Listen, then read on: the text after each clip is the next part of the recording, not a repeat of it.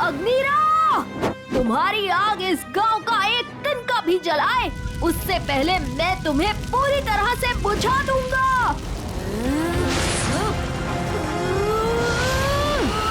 Dragons का आखिरी युद्ध होगा कठिन, भीम लाएगा जीत होगा सबको यकीन।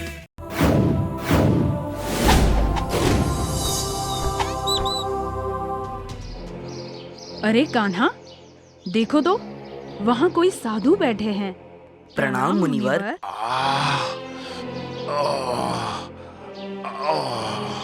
मुनिवर, आप बहुत पीड़ा में प्रतीत होते हैं। यदि हमारे योग्य कोई सेवा हो तो अवश्य कहें। बेटा, पहाड़ी की दूसरी ओर एक मीठे जल का झरना बहता है, जिसका पानी मेरी पीड़ा और थकान दोनों ही मिटा देगा। उसके लिए आप चिंतित ना हो मुनिवर, आप कृपया यहीं प्रतीक्षा करें। हम मीठे झरने का जल आपके कमंडल में भरकर शीघ्र ही लौट आएंगे।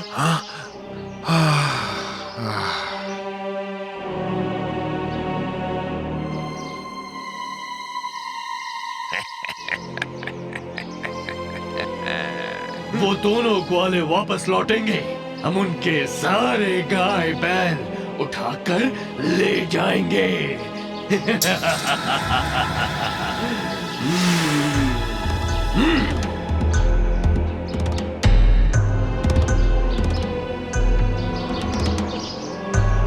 अरे कान्हा, बलदाऊ, हम कब से तुम्हारी प्रतीक्षा कर रहे हैं। और ये गैया कहाँ खींचे लिए जा रहे हो? उन्हें पेट भर चारा तो लेने दो। यहाँ हमारे गाय बैल सुरक्षित नहीं है, सो इन्हें वापस एकत्र कर लो और इन्हें पहाड़ी की ओर ले जाने में मेरी सहायता करो। क्या कहा? पहाड़ी की ओर? पर वहाँ तो उन दो धूर्त मूर्ख असुरों का वास है। और अचानक यहाँ गायों पर कैसा खतरा आ गया है कान्हा? मैं तो कुछ ठीक से समझ नहीं पा रहा हूँ। मेरे पास तुम्हें समझाने का समय नहीं है, जैसा मैं कह रहा हूँ वैसा करो। ठीक है कान्हा, जैसा तुम कह रहे हो वैसा करने में हम तुम्हारा सहयोग करेंगे, परंतु तुम इस प्रकार हम पर बिगड़ो नहीं।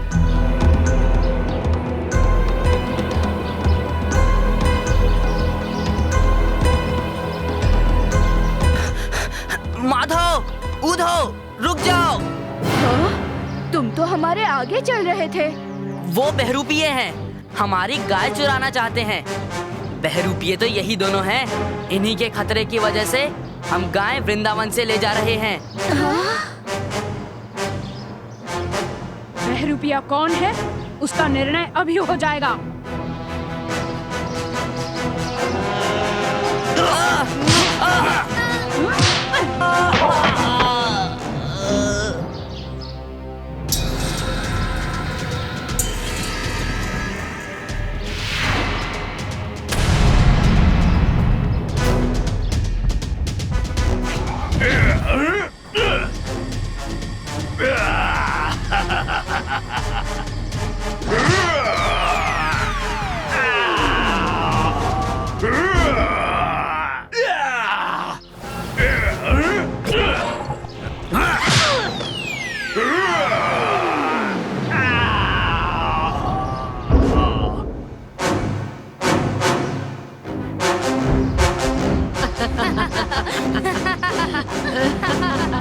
नहीं नहीं, ये नहीं हो सकता।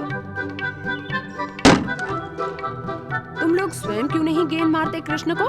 मारे कैसे? वो तो हमारे हाथ ही नहीं चढ़ता। कोई युक्ति लगा और गेंद मार दो उसे। युक्ति? अरे हाँ। अरे कमला, मनिया, अमला, सुनो, इधर आओ, इधर। हाँ, यहाँ आओ। कान्हा, ये लोग कुछ योजना बना रहे हैं। तुम चिंता मत करो राधा। कान्हा, कान्हा, हम सोच रहे थे कि क्यों ना हम लोग 2 टोलियां बना लें। हाँ हाँ, क्यों नहीं? बताओ बताओ, मेरी टोली में कौन कौन होगा?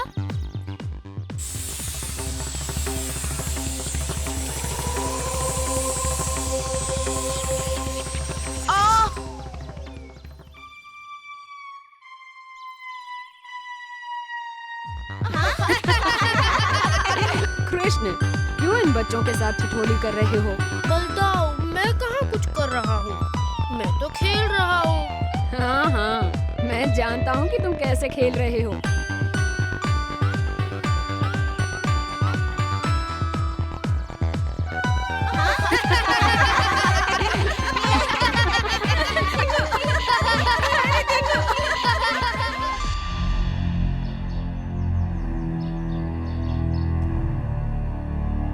कान्हा, जल्दी बाहर आओ।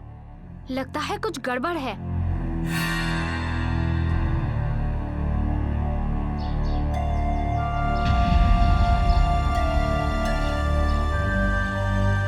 मत रो रिया, काविन को कुछ नहीं हुआ होगा। मैया, क्या हुआ? कल रात से काविन लापता है। उदो और कमला भी कल रात से गायब है। मत रो रिया, काविन को कुछ नहीं होगा। मैं और बलदाऊ उसे अवश्य वापस लेकर आएंगे। यहाँ तो बहुत अंधेरा है। ये तो उदो की आवाज है। लगता है उदो मुसीबत में है। चलिए नीचे चलते हैं। संभल के कान्हा।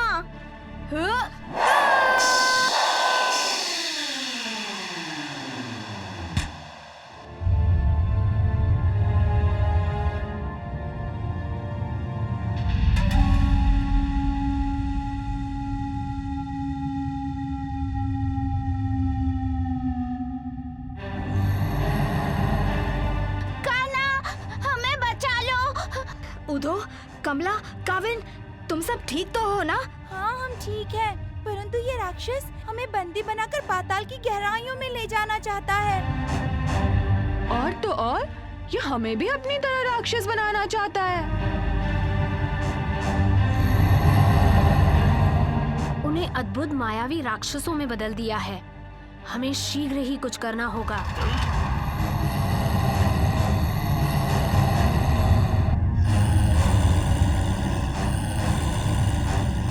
कान्हा, जल्दी कुछ सोचो।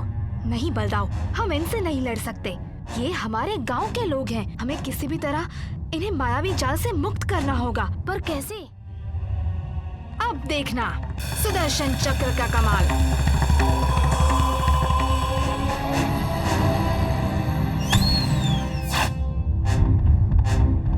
बलदाऊ, आप पिंजरे से बाहर निकालिए। तब तक मैं इस विशाल प्राणी से निपटता हूँ। ठीक है।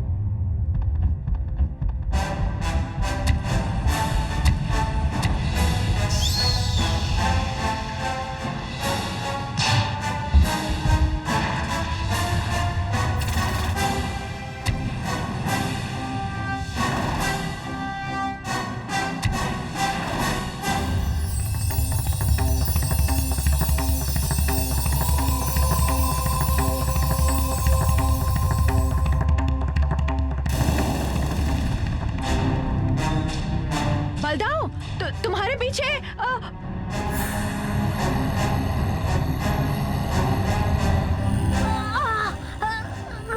छोड़ो मुझे।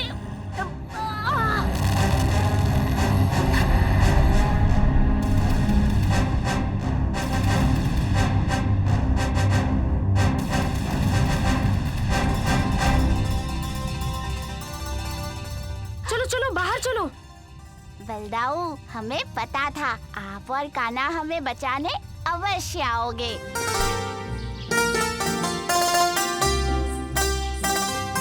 मटकियों में दूध है या पानी, पता लगाना कौन सा मुश्किल है।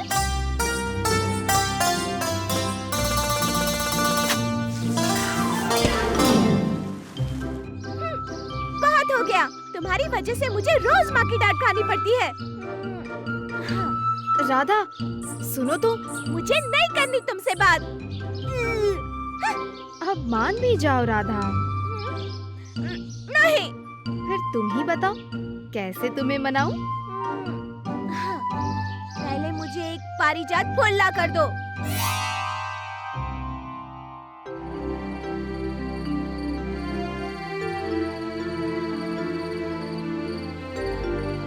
पारिजात फूल की कथा तो सुनी है, परंतु पारिजात वृक्ष पाया कहाँ जाएगा, इसका तो हमें कदापि अनुमान नहीं है।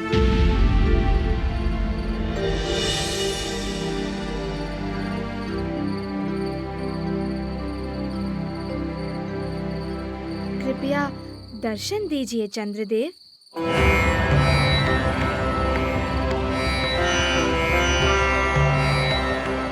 कहिए श्री कृष्ण बलराम, क्या कोई बड़ा संकट या विपदा घेर आई है? ऐसा ही समझिए चंद्रदेव, जब वृंदावन की गोपी कृष्ण से नाराज हो जाए, उससे बड़ी कोई विपदा हो सकती है भला? आप तो समस्त ब्रह्मांड का भ्रमण करते हैं चंद्रदेव। पारिजात वृक्ष कहाँ पाया जाएगा? आप शायद हमें बता पाएं। अवश्य, आप मेरे साथ आइए।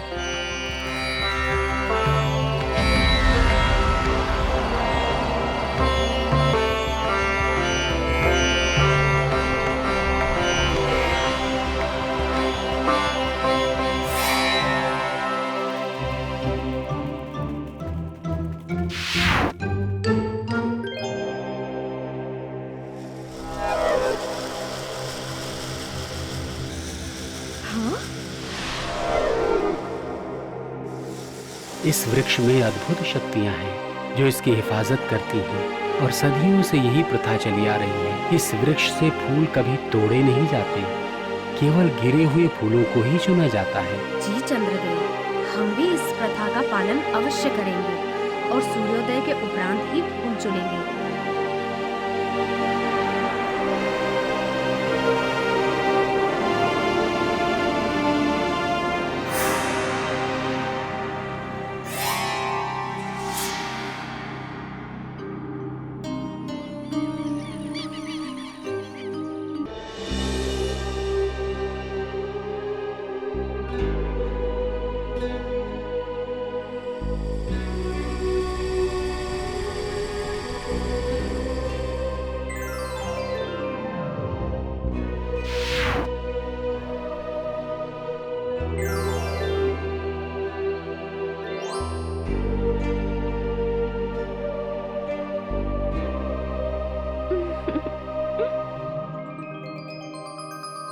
नारायण नारायण। प्रणाम कुबेर महाराज। आइए नारद मुनि, इस ओर किस कारण वशाना हुआ? मैं तो बस यहाँ से गुजर रहा था और फिर आजकल आपके सहयोगी शंखासुर के दुर्व्यवहार के भी बहुत चर्चे सुनने को मिल रहे हैं। हाँ नारद मुनि, आपने बिल्कुल सही सुना है। और क्यों ना हो शंखासुर की चर्चा चारों ओर। मुझ जैसा धनी तीनों लोकों में कोई नहीं। इतना घमंड? शांत हो जाओ शंखासुर। मेरी तो महिमा ही अनोखी है। महिमा तो उन दो बालकों की अनोखी है, फिर भी समूचा वृंदावन बस कृष्ण और बलराम की चर्चाओं से गूंजता है। असंभव। वो तो तुम्हें वृंदावन जाकर ही पता चलेगा। नारायण नारायण।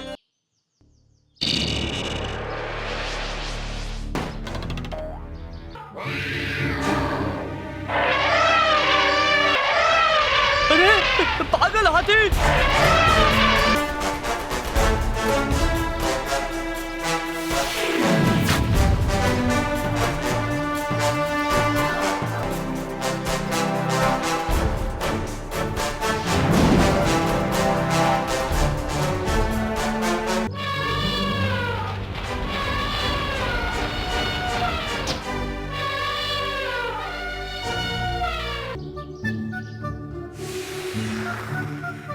कृष्ण, बलराम, तुमने हम पर बहुत बड़ा एहसान किया है।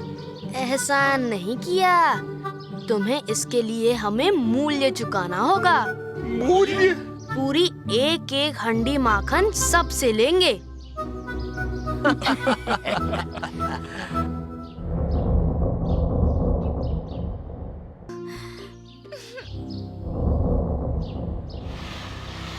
तो वहाँ है कान्हा।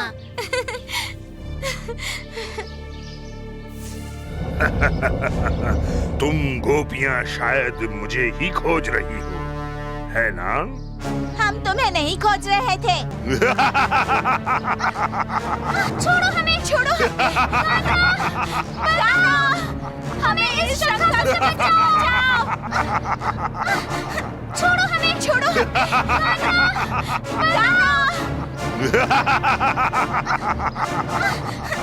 यहीं रुक जाओ और इन गोपियों को छोड़ दो।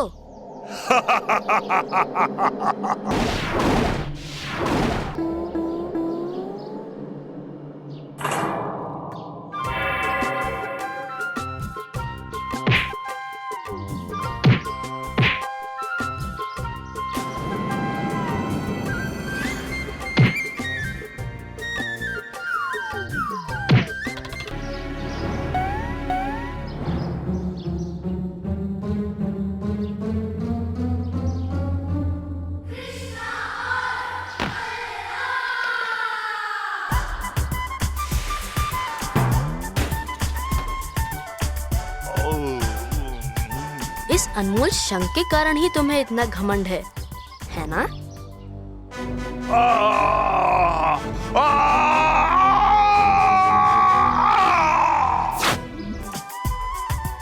और इस तरह समाप्त हुआ कृष्ण और बलराम का एक और पराक्रम।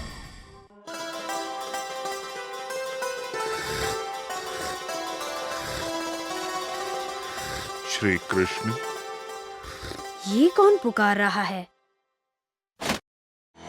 प्रणाम मुनिवर। हमारे घर में आपका स्वागत है। हे कृष्ण, हमारे सामने एक बहुत ही बड़ी दुविधा खड़ी हुई है। हम महायज्ञ की तैयारी में व्यस्त थे।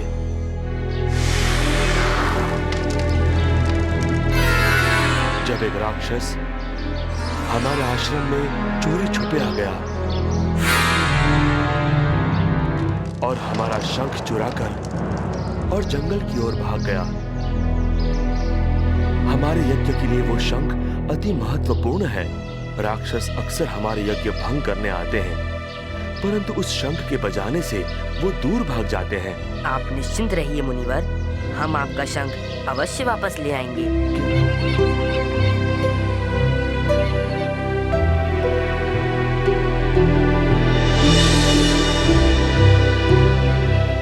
कान्हा, एक लंबी सांस लो। जी बलदाऊ।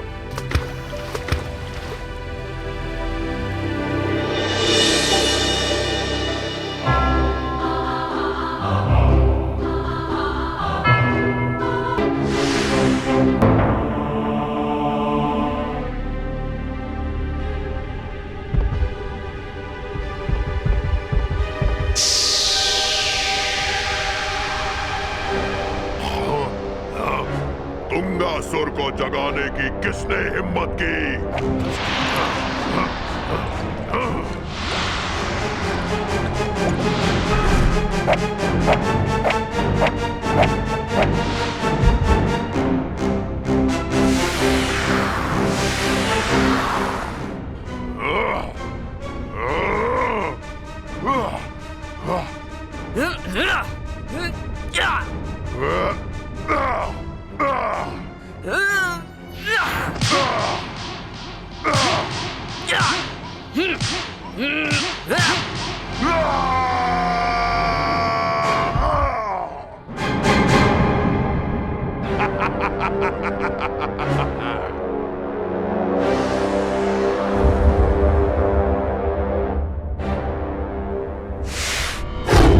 उस शंख को बजाने से राक्षस दूर भाग जाते हैं।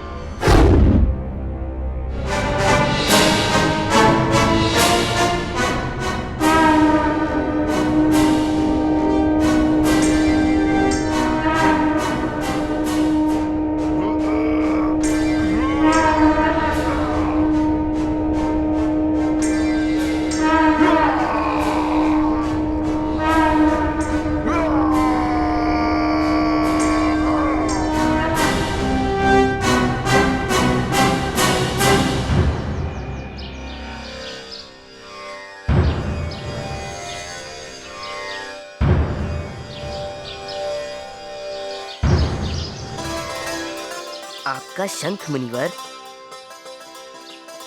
कृष्ण और बलराम, धन्यवाद।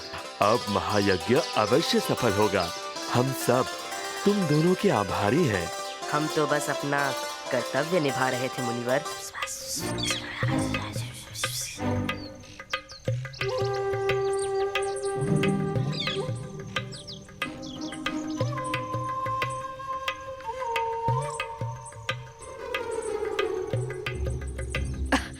अरे राधा, आमला, तनिक ठहरो तो।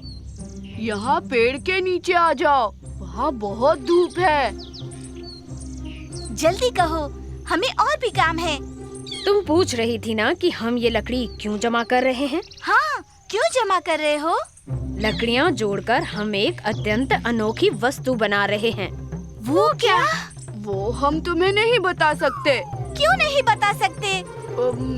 क्योंकि तुम और अमला कमला को बता दोगी, कमला विमला को बताएगी, विमला मौसी को बताएगी, मौसी ताई को बताएगी, और फिर सबको पता चल जाएगा। चल अमला।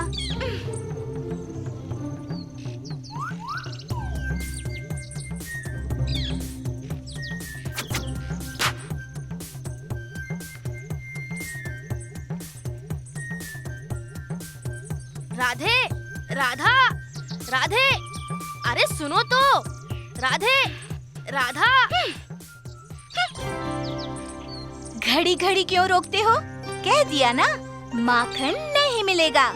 अरे माखन नहीं, मैं तो अपनी बांसुरी की बात कर रहा था। पता नहीं यहीं कहीं गिर गई। सुबह से खोज रहा हूँ, तुम्हें तो कहीं नहीं दिखाई दी ना? देखी है,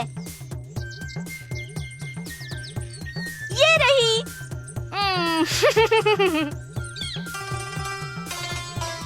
हाँ? तुमने माखन कैसे खाया? तुमने फिर माखन चुराया?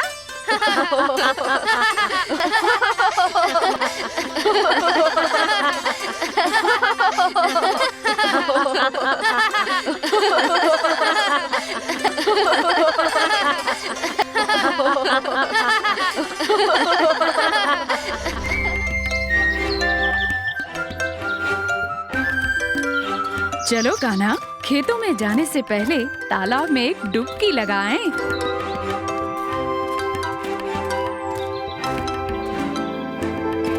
ये क्या, आधा गांव तो यहाँ एकत्र है। कृष्णा और बलदाऊ आ गए। माधो, यहाँ क्या हो रहा है? और तालाब के अंदर से ये विचित्र आवाजें कैसी आ रही हैं? हाँ, यहाँ सभी दुविधा में है। आज सुबह से ये तालाब के अंदर, परंतु इसका कारण कोई नहीं बूझ पा रहा है।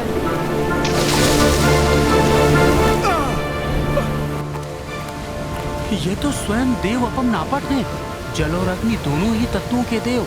ये जल स्थलों के अंदर ही वास करते हैं।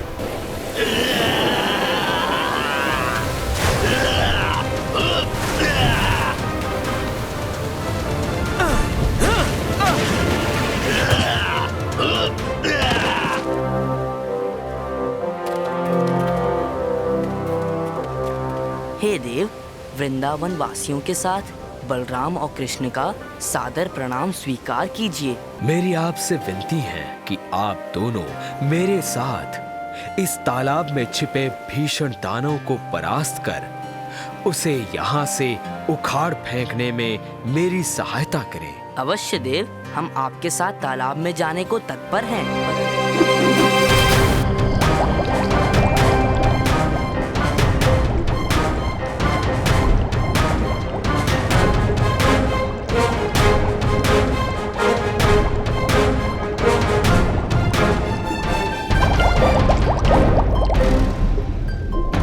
परंतु ये दानव तो धरती में जमा हुआ था, फिर अपनी जगह से गया कहाँ?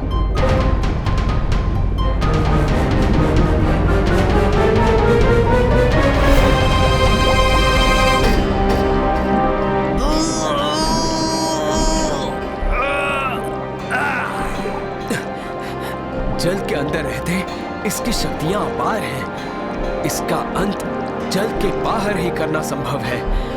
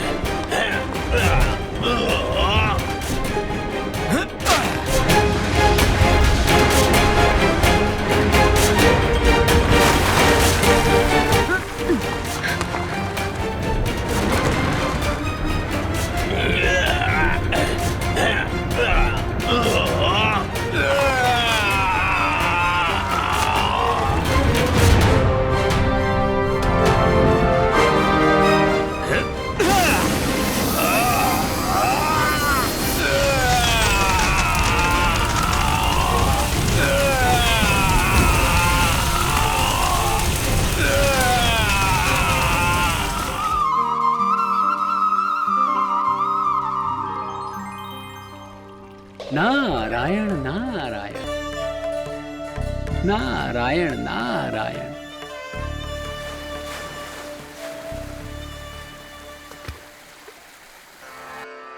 ओम सूर्याय नमः। नारायण नारायण, ये कैसा अनर्थ है प्रभु? मेरी वीणा कहाँ गायब हो गई? उसके बिना तो आपका ये भक्त आधा अधूरा है। अभी तो यहीं रखी थी, पता नहीं कहाँ गायब हो गई। वीणा को ढूंढना होगा। कान्हा। नारायण नारायण। क्या हुआ मुनिवर नारद, आप कुछ चिंतित लग रहे हैं? और आपकी वीणा कहाँ है? क्या बताऊं, सूर्योदय के उपरांत मैं उस नदी पर स्नान करने आया था। मैंने अपनी वीणा को संभाल के तट पर रख दिया और नदी में स्नान करने चला गया। वापस आकर देखा तो मेरी वीणा गायब। चिंता ना करें मुनिवर, मैं और बलदाव आपको आपकी वीणा वापस जरूर ला कर देंगे।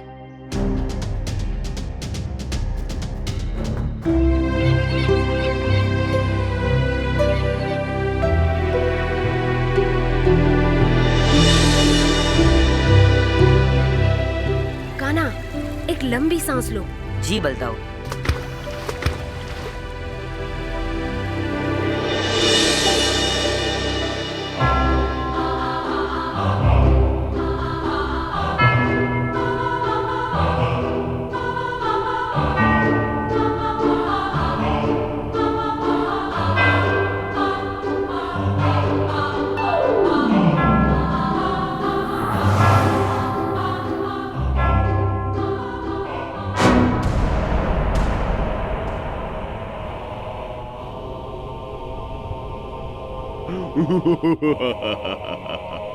मैं बावलासुर तुम दोनों का स्वागत करता हूँ।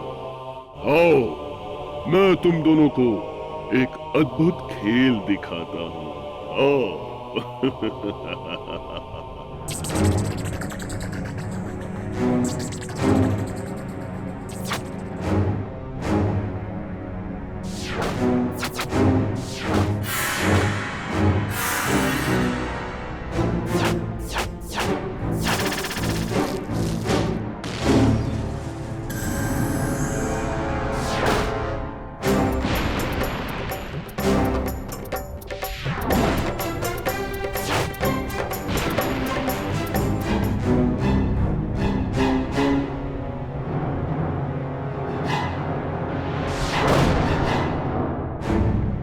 कान्हा,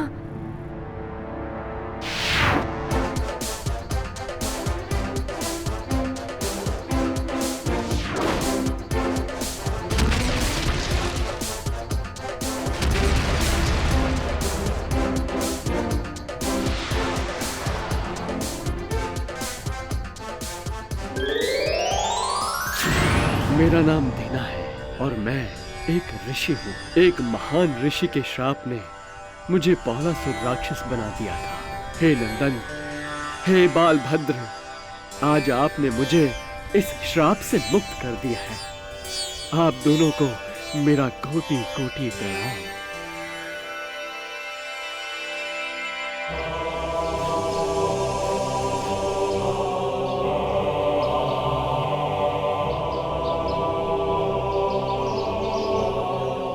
कृष्ण और बलराम, आप दोनों का बहुत बहुत धन्यवाद। अब मैं आराम से तट पर बैठकर अपना जप प्रारंभ करूंगा। नंदलाल की जय हो, बलराम की जय हो।